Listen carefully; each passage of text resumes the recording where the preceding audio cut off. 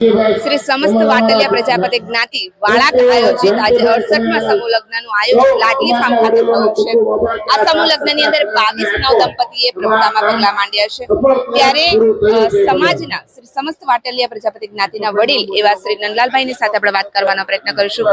નંદલાલભાઈ, આજે જે સમસ્ત વાટલિયા પ્રજાપતિ વાળાક જ્ઞાતિ દ્વારા આયોજિત જે સમૂહ લગ્નનું આયોજન થયું છે, શું યુવાઓને મેસેજ આપશો તમે? જે યુવાનોનો આજે અમારા સમસ્ત વાટલિયા પ્રજાપતિ જ્ઞાતિ વાળાક કહેવાય છે। હવે 68મા સમૂહ લગ્ન છે। યુવાનોને આકલબેન એવી કરી કે અત્યારની જે સ્થિતિ છે, મોંઘવારી છે, ખોટા ખર્ચમાંથી બચાવ કરો અને ખોટા ખર્ચમાં તમે પૈસા બચે એ તમે શિક્ષણની પાછળ ખર્ચો, તમારા બાળકો દીકરા દીકરીઓને તમે ભણાવો અને સદ્ધર કરો, મજબૂત થાય, સદ્ધર થાય અને બધા સુખીથી જાય। અને વ્યસન તો અમારા સમાજમાં પ્રજાપતિમાં છે જ નહીં, કદાચ હોય કોઈ ટકો, એ કંઈ વ્યસન ન કહેવાય।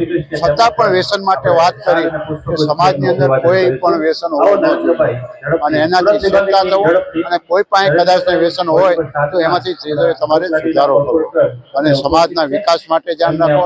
આ યુવાનોને આકલ કરી કે આ જે સમાજ છે, હવે તમારા યુવાનો જ સોંપેલો છે સમાજ। આ જવાબદારી યુવાનોની આવે છે। નાની નાની બહેનો દીકરીઓને, પણ દીકરીઓને કીધું છે કે વ્યસન ફેશનમાં બહુ ઓછા જજો, માવતરને ખર્ચો ઓછા કરાવજો, એવું મેં એને વાત કરી છે બેન। અને આજે તો બહુ માહોલ, અમારા જે ભાઈ વરિયા છે કલ્પેશભાઈ અને આખી એની બોડી, તો એણે ખૂબ સારું કાર્ય કરી રહ્યા છે। એટલે ઓછા થાય વધારે થાય પણ ખૂબ સારું કાર્ય કર્યું છે। એ આખી બોડીનું અભિનંદન અને ટ્રસ્ટીગણ છે, ટ્રસ્ટીને પણ અભિનંદન પાઠવ્યું। અમારા એક જીતુભાઈ અહીંયા છે, એ દરેક કામની અંદર એનો ફાળો વધારે હોય છે, દાન વધારે હોય છે।